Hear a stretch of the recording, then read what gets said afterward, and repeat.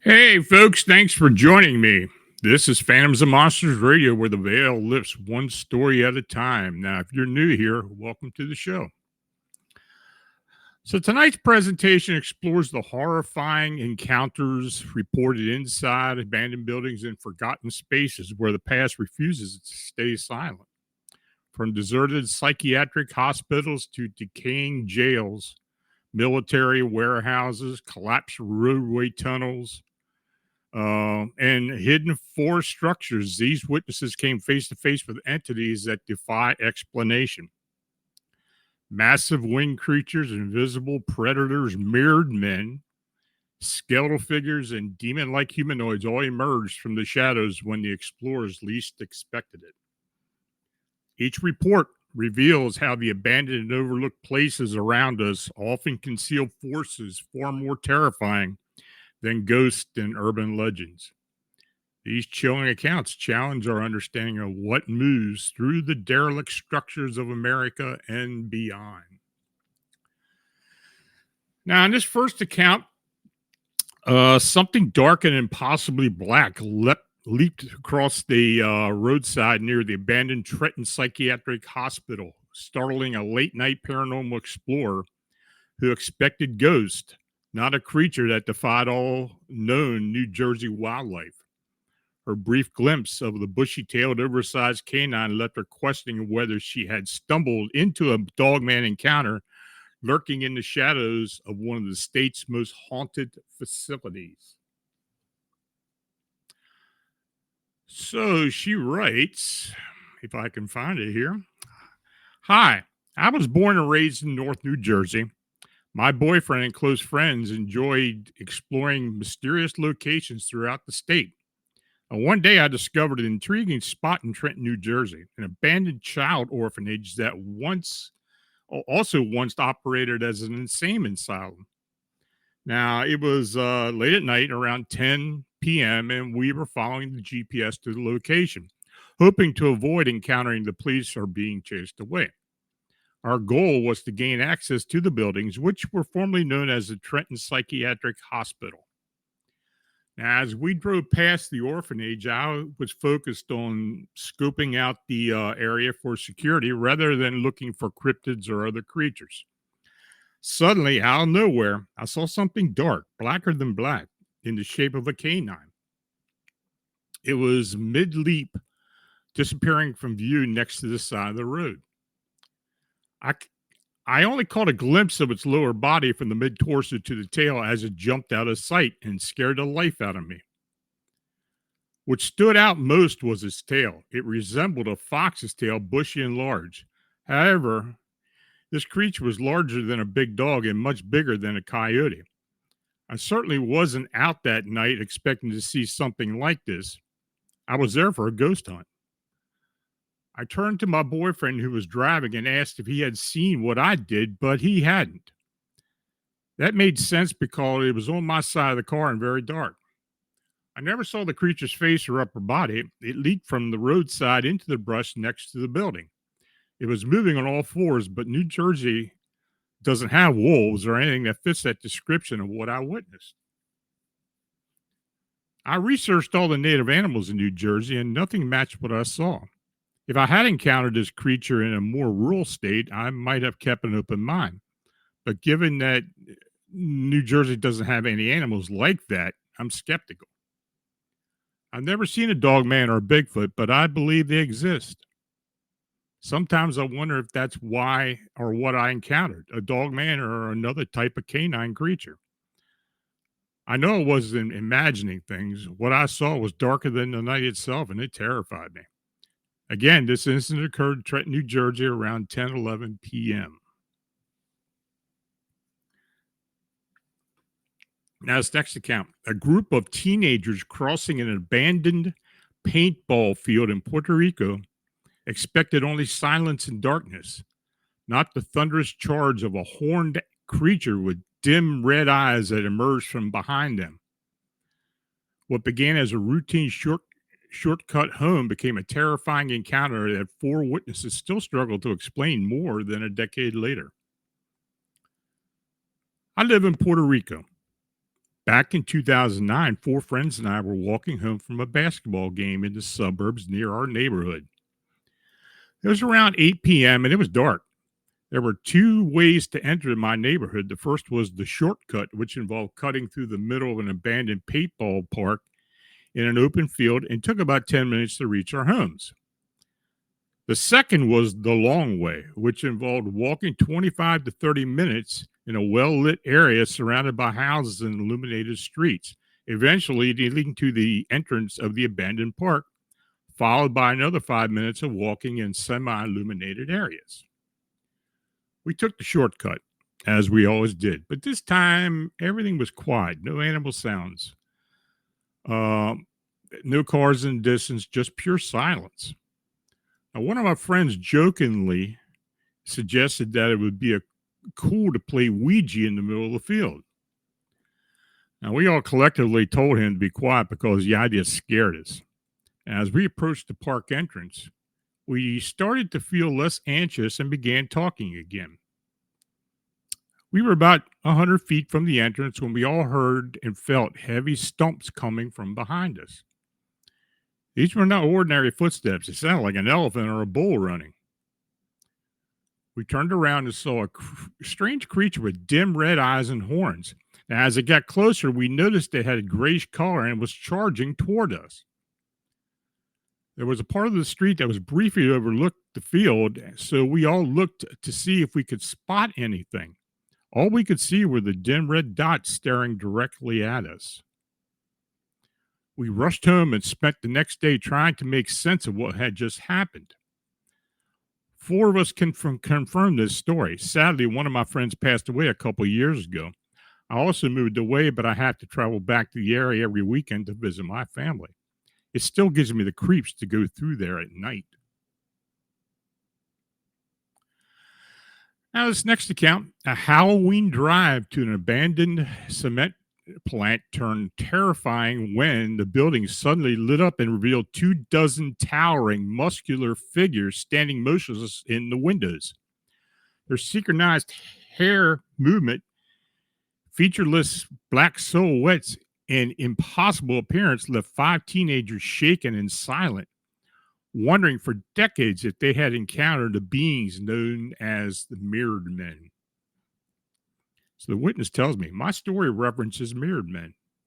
At first, I didn't connect my experiences with mirrored men or an abduction, but the more I thought about it, the similarities became evident. This is a true story that happened when I was 16. I'm now 45. I had hesitated to share my story because it sounds crazy. I grew up believing in demonic activity and strange occurrences, so I never dismissed the bizarre. My mother had many unexplained experiences throughout her childhood and adulthood, so nothing seemed out of the ordinary. My experiences my experience is just one of many, but I have to say it's probably the craziest. So here's what happened.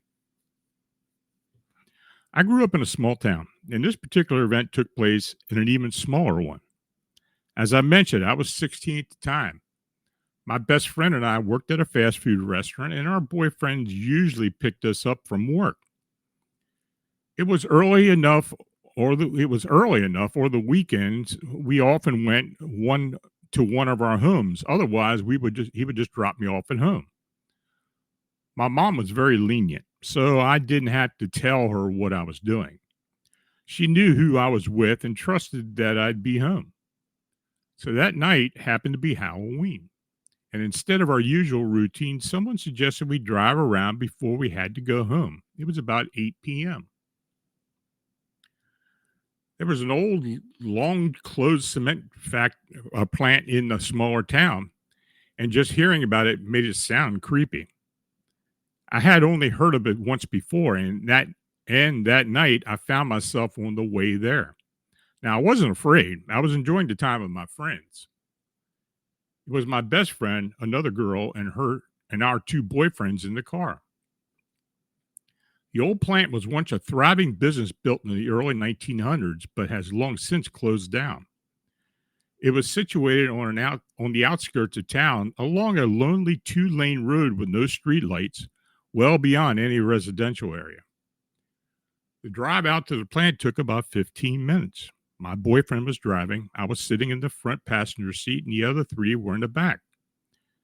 We pulled up to the plant on our left, but my boyfriend did a U-turn and parked along the fence with the plant now to our right. We were talking about how old the place was and what it must have been like in the early days.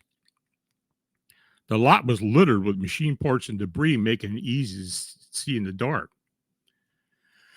We hadn't been there more than 5 minutes when the two guys decided to get out and explore closer to the fence for a more dramatic experience.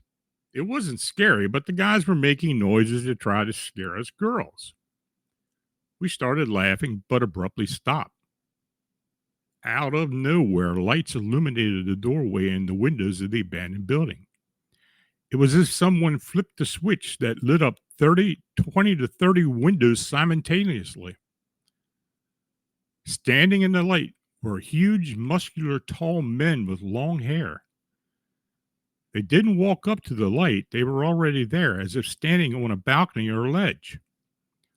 All the figures were uniform in size and stature, silent and motionless. They had clenched fists and appeared to be wearing work boots. Now, I hadn't noticed any wind blowing before, but their long hair was swaying softly, all in unison. You could see their muscular arms, but curiously, they were featureless. You could only infer that they were men. Their bodies were like shadows, darker than black. You couldn't make out the facial features of the clothing. They just stood there completely still.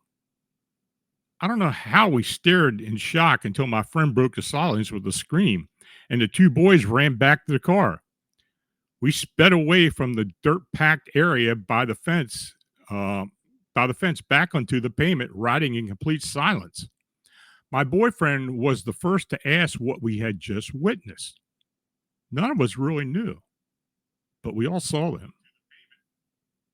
We never discussed it right after that night, and not once in the 29 years since, but we're still friends, by the way. Now, over the years, this experience has stayed with me, and I often wonder if it really happened. Did I remember the layout correctly? Since it looks different from the pictures I see of the building now.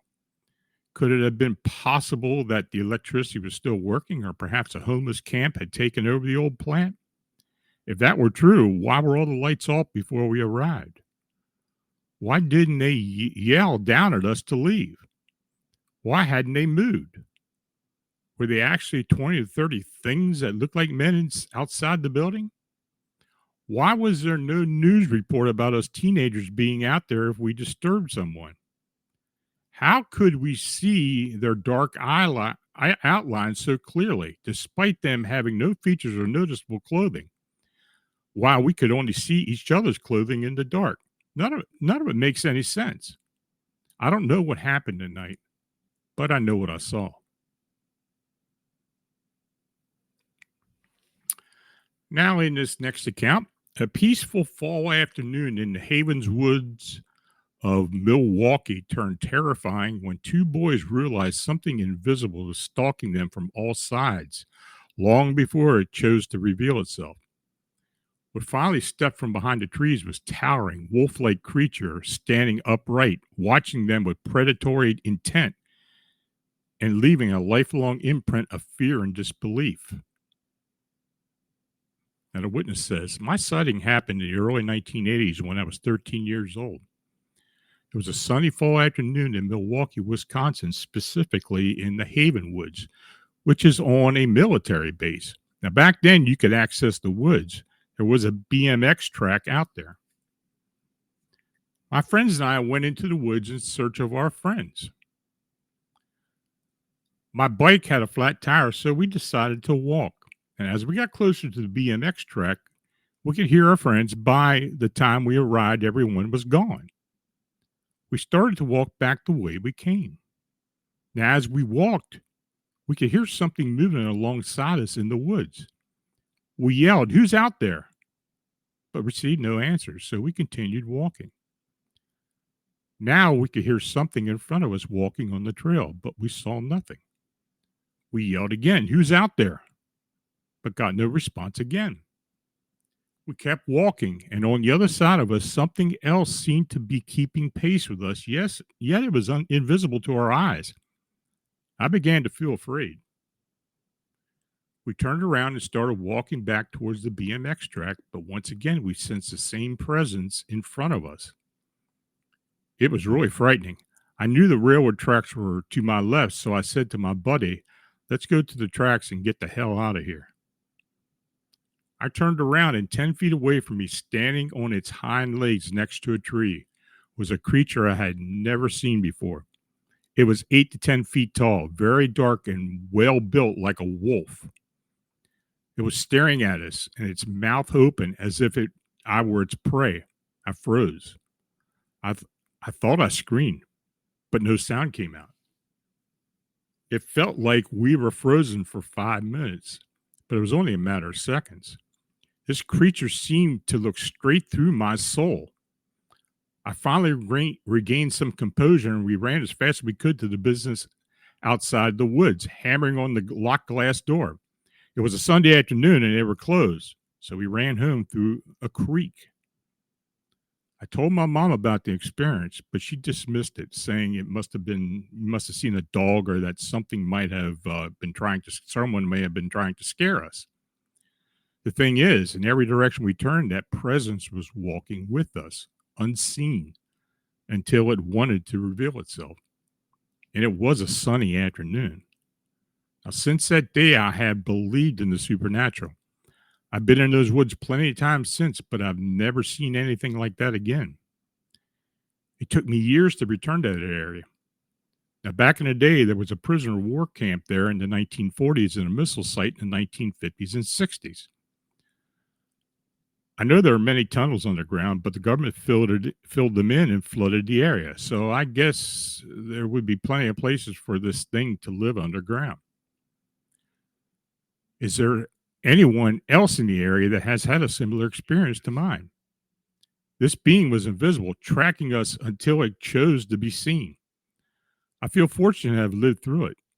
To me, the closest thing to what it looked like was the werewolf on the American Werewolf in London film. So if you're enjoying tonight's presentation and want to hear more about more stories like this, don't forget to hit the like button and subscribe to Fams and Monsters Radio. It really helps us reach out to more people who are searching for answers about the unexplained. And make sure to click the notification bell so you won't miss any of our live shows. So, in this next account, a group of kids exploring abandoned railroad tunnels in western Pennsylvania stumbled upon what looked like a skeletal figure holding a scythe and guarding the entrance like the silent reaper in the woods. What began as pure terror turned into a baffling mystery when the figure later vanished completely, leaving behind questions about natural illusion, symbolism, and the strange history around those tunnels. Witness states, when I was a kid growing up in western Pennsylvania, there was an old abandoned railroad in the woods near my house. The railroad ran through a valley with a large winding creek. There were several cuts and tunnels through the hills of the ravines and valleys on either side of the creek. I'm pretty sure the railroad closed down in the early 1900s, and by the 1980s, it had become overgrown. The tunnels were in an advanced state of collapse and resembled natural caves. Now, needless to say, it was the perfect area for playing and exploring the woods, at least from a kid's perspective.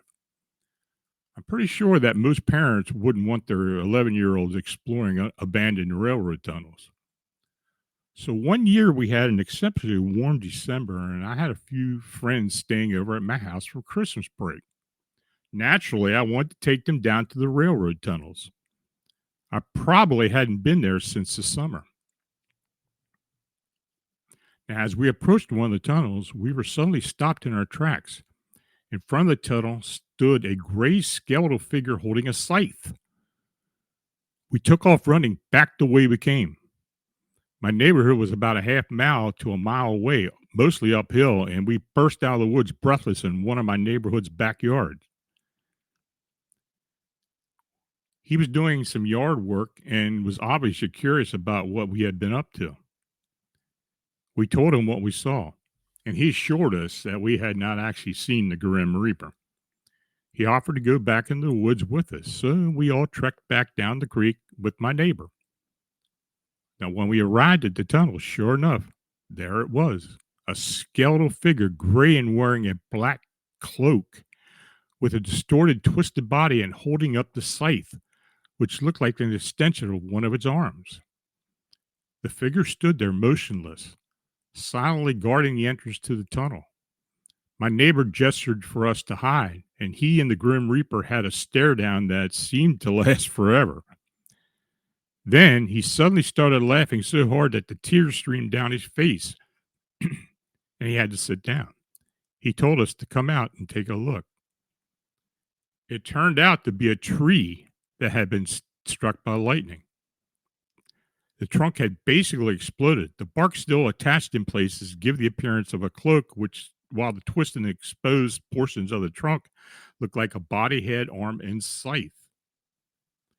It probably happened a few months earlier, and the exposed wood had weathered to a gray color. Even knowing the cause, it still looked super freaky, and we were glad to leave.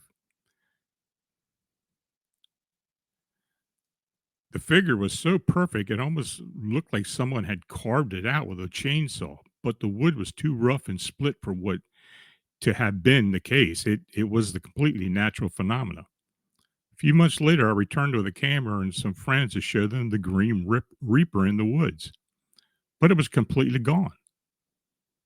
I couldn't even find remnants of the trunk or the root system of the tree. It just vanished. It is worth noting that we often found satanic graffiti in the railroad tunnels. Pentagrams and similar designs were spray painted on the stone cliffs and walls within and around the tunnel. It also appeared that many people had used the tunnels for parties, getting high, etc., as we sometimes found syringes and burnt spoons. I haven't been back to the checked area in over 20 years, but I keep telling myself that one day when I'm home visiting, I'm going to take a trek back into the woods and see how things are holding up. Kenley Full, thank you for your donation. Much appreciated. Now, this next account, a childhood night on an abandoned Air Force base turned into a lifelong mystery when a 12-year-old awoke to intruders silently moving through the house before paralyzing him and carrying out a painful procedure he could only describe as an alien encounter. Decades later, he still remembers the shrieking sound forced into his ear and the telepathic voice that tried to reassure him while the Greys worked in the dimly lit room. Now, the witness states in 1969, at the age of 12 or 13, we lived on an abandoned U.S. Air Force base. It was great to gather with other kids playing and discovering all the leftover artillery, coins, tunnels, and more. Sometimes families would discuss what they had seen in the night sky or share stories about ghosts haunting the airport buildings. They often tried to scare each other with these tales. No matter what you did on that base, you always felt like you were being watched by your parents or the airport manager, county workers, or other parents, or just that strange feeling that something was there in spirit or lurking around the corner. I hated that constant sensation. On this basis, we lived in the old barracks building that had been converted into a home for a family. It was a little cramped, but it was our life there. The night we were visited seemed like any other night. I was watching TV when my parents told me it was time for bed. I shared a room with my younger brother, but that night neither of us remembered what had occurred. I think it was around 2 a.m. when I was awakened to some noises coming from the front of the house. I first heard the sound of things being looked over, soft rattles and subtle scuffing of chairs being moved, as if someone was trying not to wake anyone. I burrowed deeper into my bed, trying to remain as silent as possible so that whatever was happening wouldn't know I was awake. By that time, they were coming through my sister's room, which was just before mine. The layout of the house was a bit strange. You had to pass through my sister's room to get to mine, and then to my parents' room. As I heard them approaching, I stayed completely still, attempting to feign unconsciousness. They seemed to linger in my sister's bedroom for a short time before entering mine. I could feel their presence around my bed.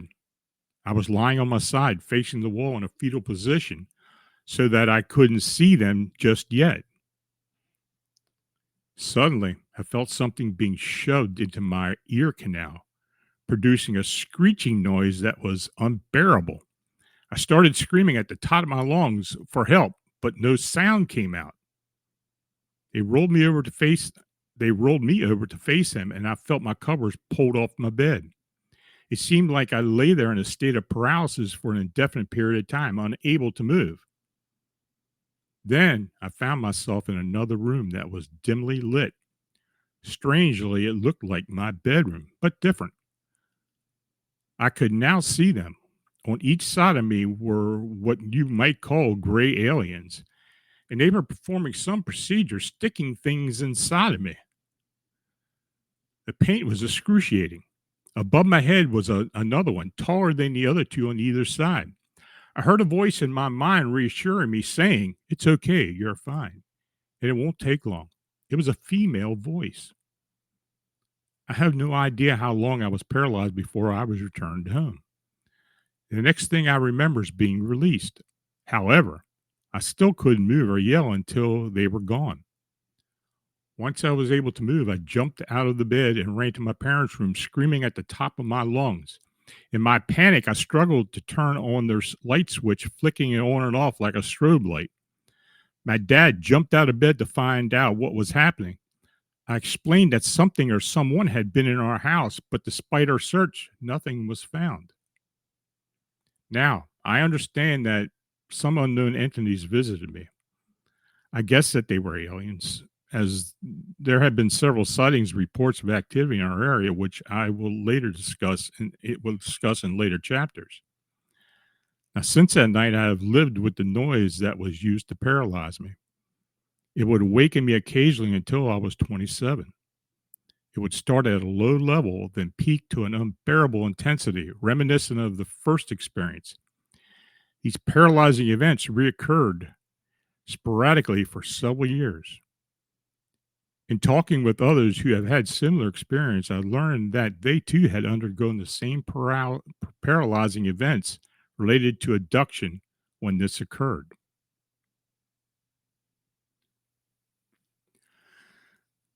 So, in this next account, a classified encounter inside an abandoned warehouse on a military base in Iraq left multiple soldiers firing at a towering black humanoid that moved faster than their eyes could track. Night after night, screams, gunfire, and failed sweeps escalated into a whole tactical operation that captured the entity on camera before the building was demolished and the witnesses were ordered to remain silent.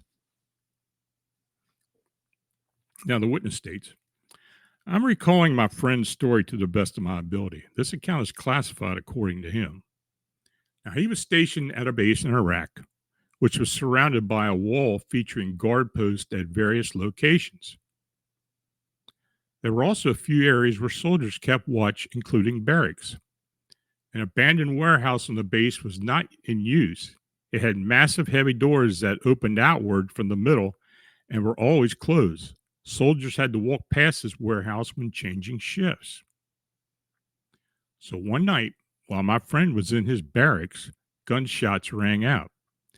Everyone rushed to gear up and to figure out what was happening. Once they determined that the gunshots came from within the base, they moved toward the location. Two soldiers were stationed outside the warehouse with their weapons drawn, visibly shaken. One of the warehouse doors was slightly ajar.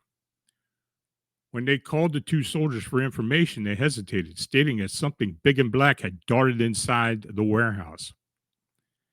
Now, after calming them down, a team conducted a sweep of the warehouse but found nothing. It took two soldiers to push the heavy door shut again. The following night, screams were heard coming from inside the abandoned warehouse. A sweep was conducted, but again, nothing was found. The next night, more screams echoed through the base. On the third night, another group of soldiers on shift opened fire, reporting the same experience as the first group. They described something moving too fast for them to aim and shoot accurately. Once more, the door to the warehouse was pushed slightly open, requiring two soldiers to close it again. Now, after this went on for several nights, a larger investigation was initiated, involving special cameras pointed at the entrance of the warehouse. Soldiers were stationed outside, waiting for something to happen. One night, the door was pushed open on the camera, and a figure resembling a demon emerged, screaming in horror. The guards opened fire and the entity sprinted back inside, moving at an impossible speed. Both doors flung wide open and it just screamed. More soldiers arrived to conduct another sweep, but once again, nothing was found.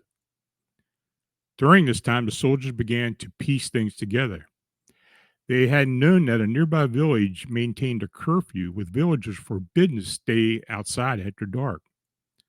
Upon investigating, they learned that the villagers feared a god of death inhabiting the area, which led them to stay indoors.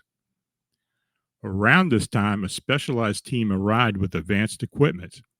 Heavier firepower was deployed, including my buddy, who was equipped with special recording equipment. They opened the large double doors to the warehouse and set up inside, where it was pitch black, but their equipment provided some visibility.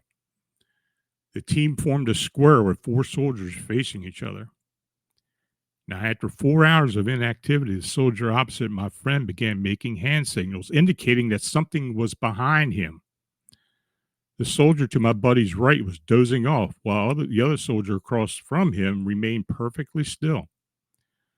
My friend quickly turned into a crouched position, providing space for himself and the soldier across from him to open fire.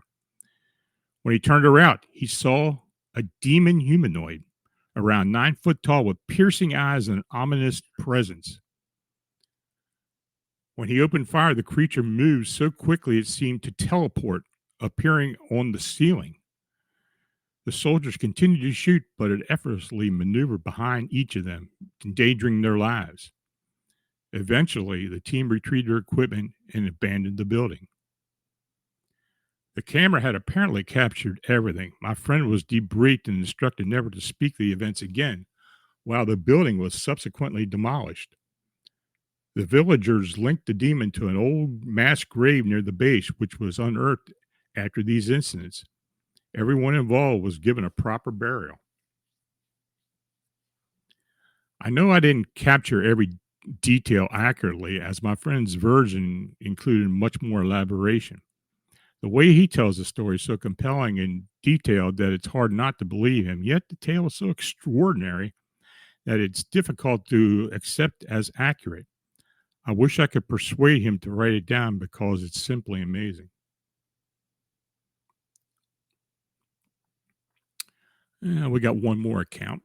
In this next account, an overnight exploration of an abandoned Essex County jail turned into a nightmare when a massive winged creature slammed into the lookout tower window with enough force to crack the glass.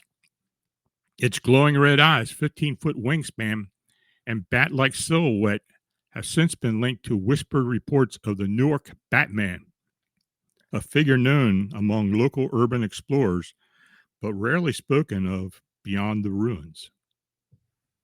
So the witness tells me, "Hi, I live in Newark, New Jersey, and I enjoy exploring old abandoned buildings and locations. In May 2023, I visited the old Essex County Jail, which has deteriorated to the point of being unrecognizable. The walls are crumbling, and there are holes in the ceiling. The entire complex has been left in ruins. Over the years, it has also become a place where squatters and homeless individuals have settled, although they typically go quickly. I wanted to explore the jail for a while, so one weekend I strapped on my GoPro and headed out with plans to spend the entire night there. The locks on almost all the gates had been cut, and there were gaps in the fences that allowed easy access. The dirt road leads into a facility. Now, I took my time walking along the dirt road and capturing a shot of the exterior before entering the buildings. Once inside, I ventured throughout the jailhouse and quickly understood why many people feel uneasy about this place. It was absolutely disgusting and foul due to the presence of transients. I decided to make my way to the lookout tower, which was the most comfortable spot I could find. From there, I could see my car in case of any problem, and I had a great view of the entire facility. As night fell, I settled in as comfortably as I could in my sleeping bag. So around midnight, I was abruptly woken by a loud banging noise. I grabbed my lantern and adjusted the knob to make it brighter. That's when I clearly saw the cause of the racket. A massive figure with giant wings slammed against the window of the lookout tower. The entire room shook, and I heard the glass beginning to crack from the force of the impact. The creature was terrifying. It had large red eyes that glowed in the light of my lantern, a black, hairy body, and bat like wings that were around 15 foot wide. It was massive. I was shocked at the sight and started to run down the stairs of the lookout tower to escape, but I stumbled and dropped my lantern, which crashed on the steps. I was plunged into total darkness. The banging had stopped, and then I heard the creature take flight with its mighty wings, and it vanished. I believe the creature was a mix of a moth, a bat, and a human. Seriously, I think the light from the lantern attracted it. Since that night, I've talked to other urban explorers who have mentioned a creature known as the Batman in Newark. I had never heard of it before, but it seems that others have. Have you ever heard of this creature? Thanks. So that's it, folks. If you have questions, put it in all caps, and we'll try to see what we can answer.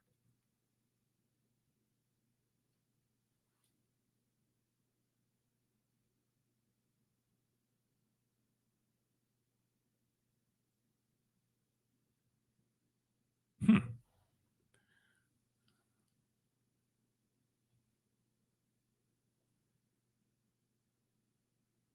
I'm not. It looks like things have stopped here. I can't get the questions. I don't know what's going on. Well, anyway, I had to look at my phone. Now, this is from Jose Sanchez.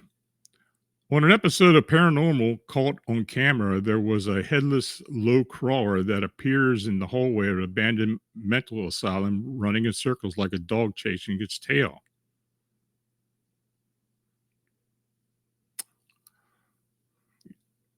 I hadn't seen that, so I don't know. Can Squatch, have you heard of any abandoned buildings being cover for government installations?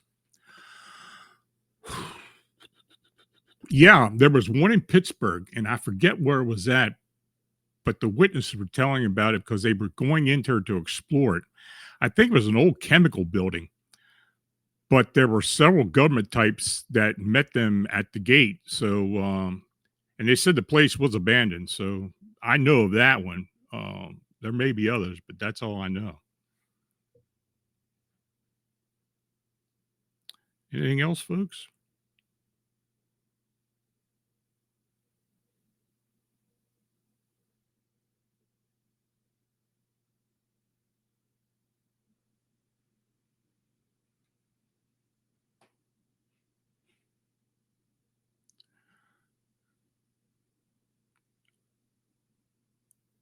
I'm having trouble seeing who this is from, but it says Trey Hudson.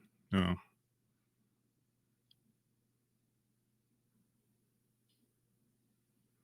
Okay, Jose Sanchez posted, have you seen that black misty blob thing that flies from room to room in abandoned warehouses or abandoned buildings?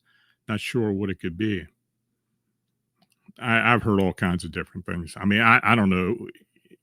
Maybe it was just something that it was a bird or something that just looked bigger, but I don't know.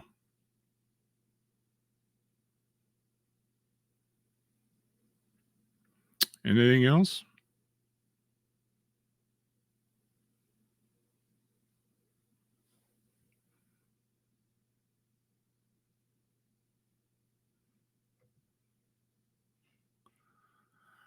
Okay. Well, look, please consider a membership and become a Fams Monsters Radio Insider. It's only $2.99 a month, and you receive members only chats with me, exclusive videos, and early case drops, priority comment replies, uh, member badge and recognition, giveaways that include paranormal books from my personal collection, as well as other perks. Now, the next Ask Lon presentation will be December 10th. It's a Wednesday.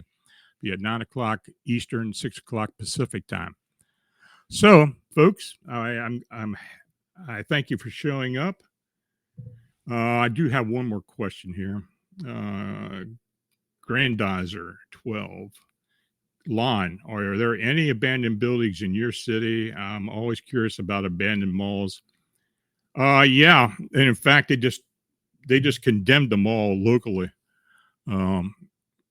North Hanover Mall. Apparently, a wall fell down a couple of days ago. So I guess they went ahead and are going to just tear it all down.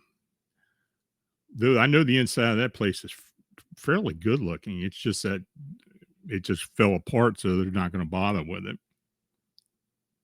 Any conferences you're attending from Al Staring? Not this year, but you never know. Maybe something will show up. I end up being there. Do you think Trump will give us disclosure on UAPs? I don't think anybody's going to give us disclosure. I don't care who it is. That's my thoughts. Okay, folks. Well, again, until we meet again next Friday night, stay well, have a great weekend, and good night.